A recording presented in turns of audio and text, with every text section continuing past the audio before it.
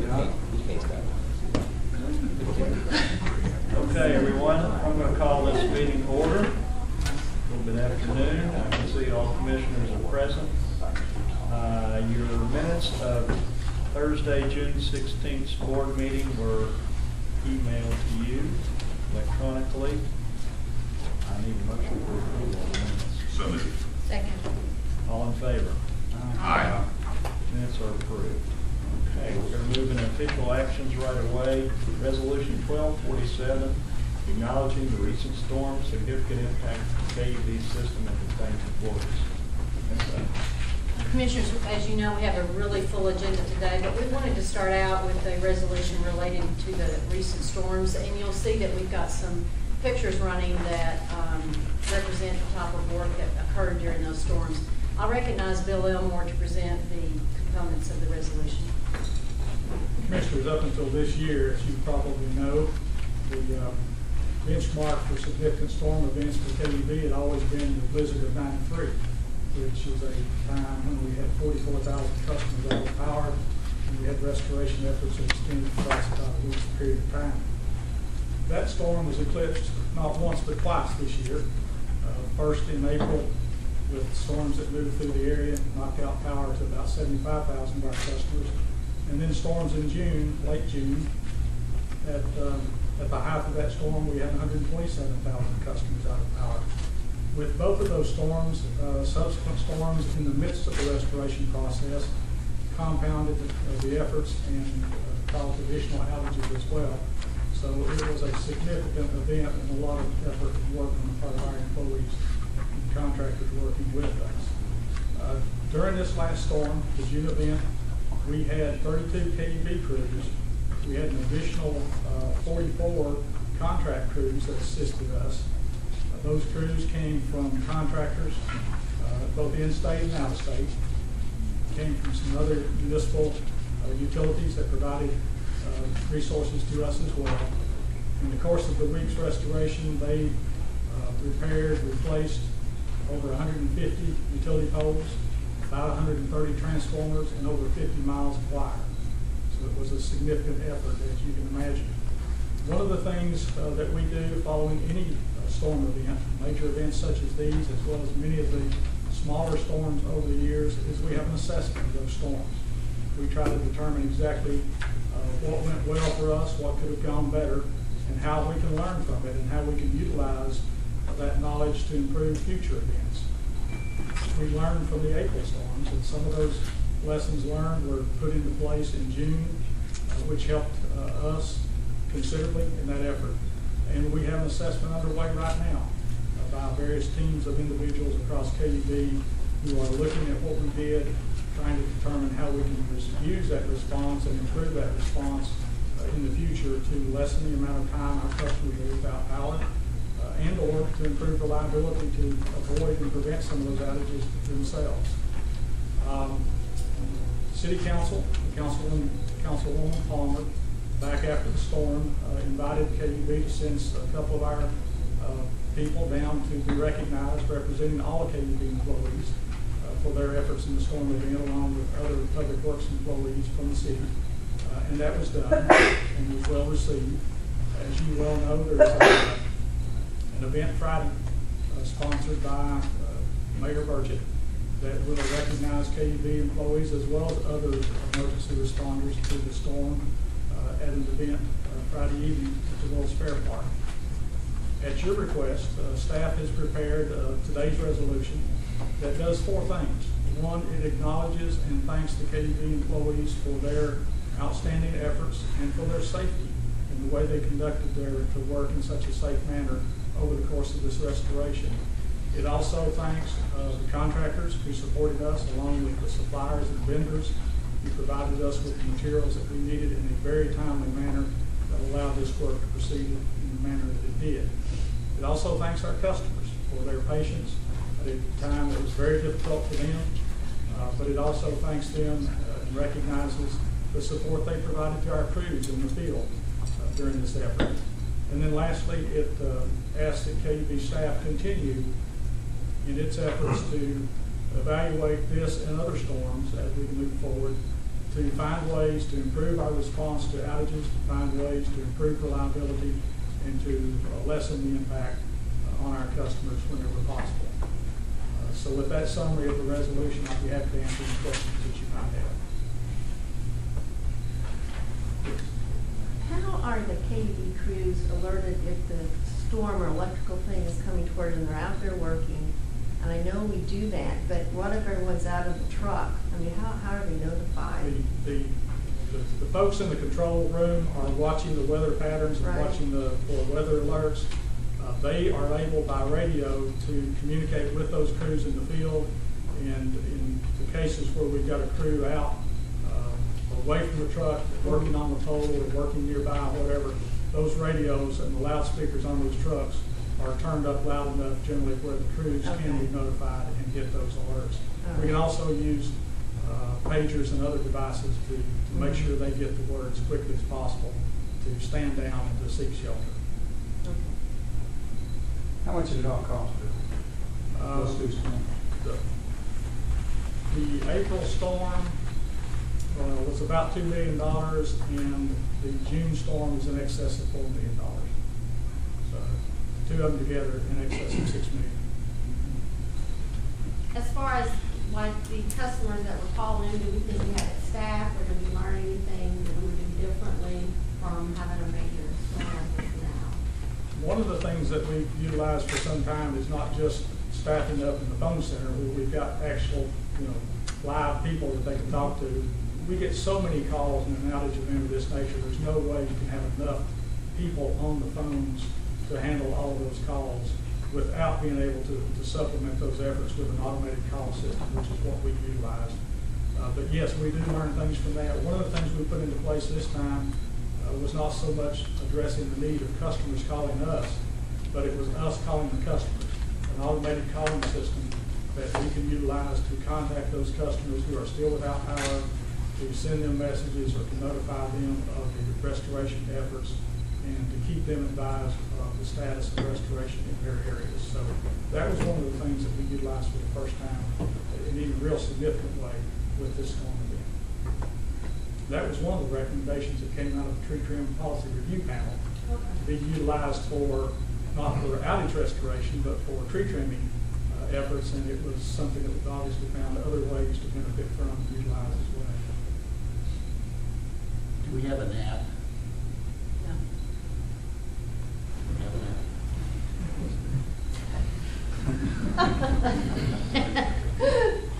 Bill, I'm just amazed of the safety that was rendered during this process, and we didn't have injuries with our employees and all. I tell you, look at those pictures there. It's amazing me, just things that to deal with out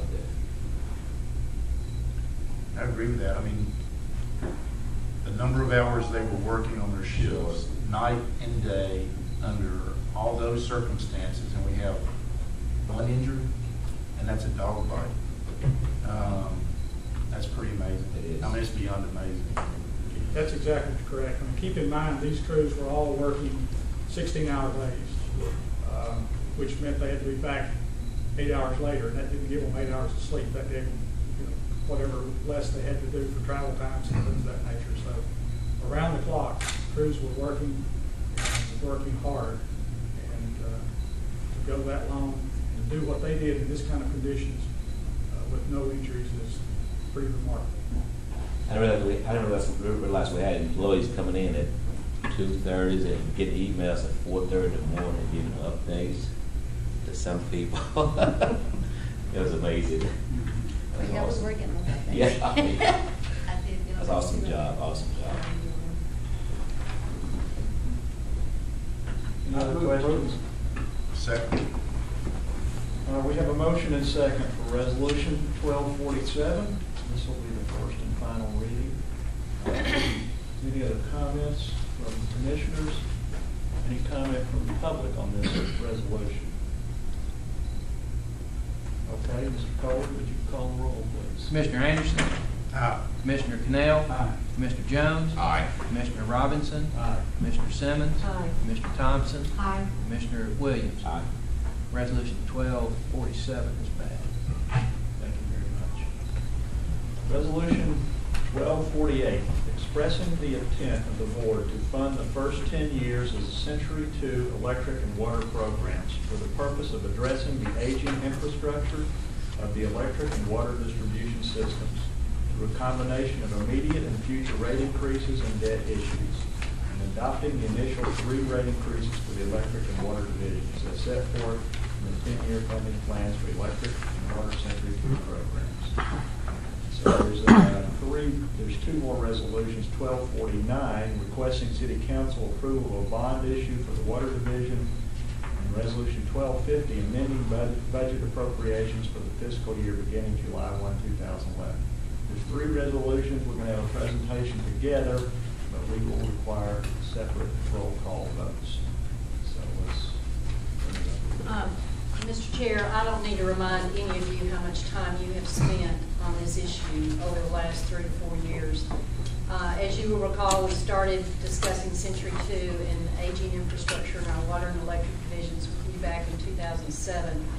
And over that time, we've had the benefit of enhancing our engineering studies and also looking at unique ways of funding the revenue needed to add to our infrastructure in those divisions. What we recommend to you today is approval of these resolutions because we believe that these improvements in this infrastructure will provide better service to our customers, it will invest in our system, and keep us in compliance with all regulatory requirements. And it will cause us to be a better utility. One of the things that we try to do is balance the needs of the system with the customer's ability to pay. And as you know, these first recommendations are $1 a month for each electric customer and each water customer. So it's staff recommendations that you approve these. Before I recognize Mark Walker to briefly summarize what we've been talking about for many, many months, I want to thank you all for your engagement. I don't think there's been any other issue since I've been at KUB that has consumed more of your time, gotten more of your attention, and gotten all the board members more engaged, and for your thoughtful feedback to us and your input. I think we have a much better plan than we would have had many, many months ago. So I thank you on behalf of the ratepayers for your intense understanding of the problems and issues, as well as the funding issues associated with it. So we thank you, and I recognize Mark Walker.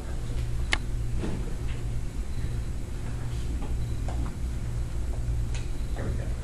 Commissioners, you will recall at the June board meeting, we presented and discussed with the board 10-year funding plans for the Century 2 electric and water programs. And those funding plans do include annual rate adjustments and periodic bond issues to fund the anticipated $770 million in infrastructure improvements for the electric and water system over the next 10 years.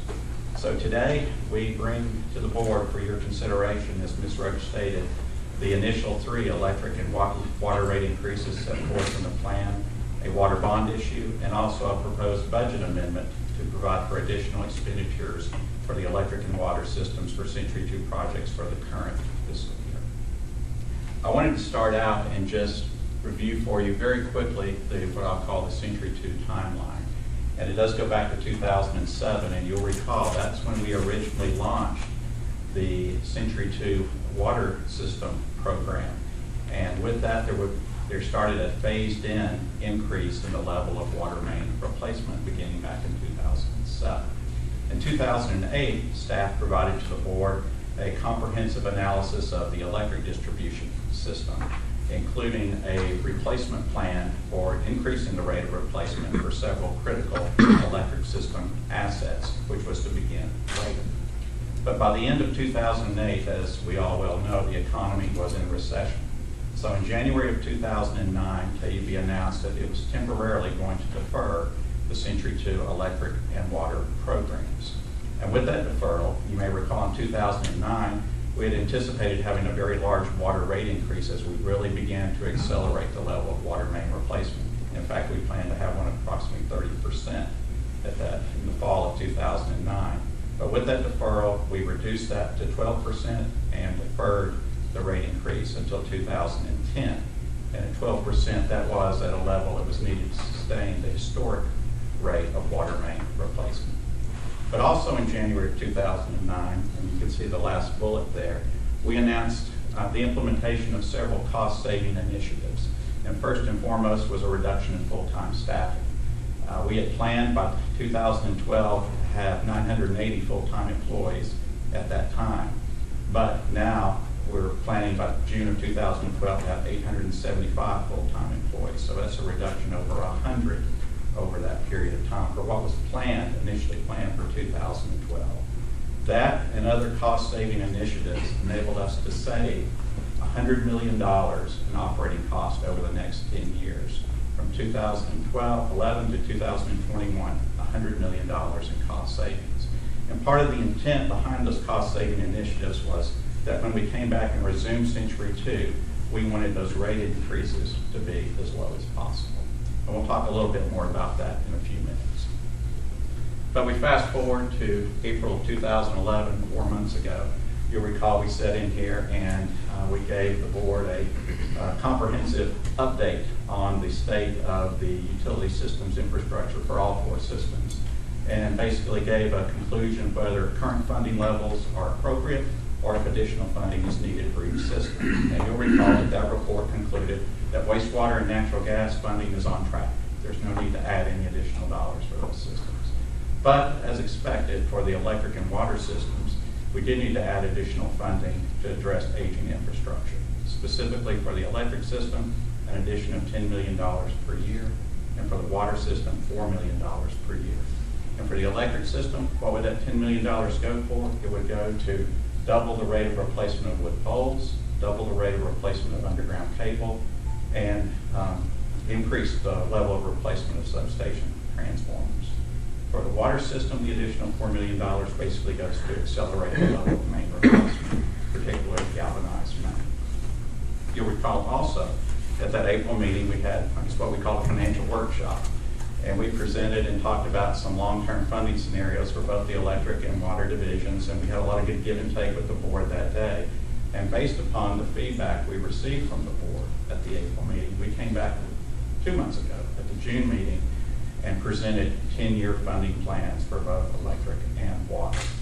And based upon the direction of the board from that meeting, we come back to you today with the request to adopt several of the specific funding recommendations for the first 3 years, namely the 3 electric rate increases, the 3 water rate increases, the water bond issue, and also to increase the budget for the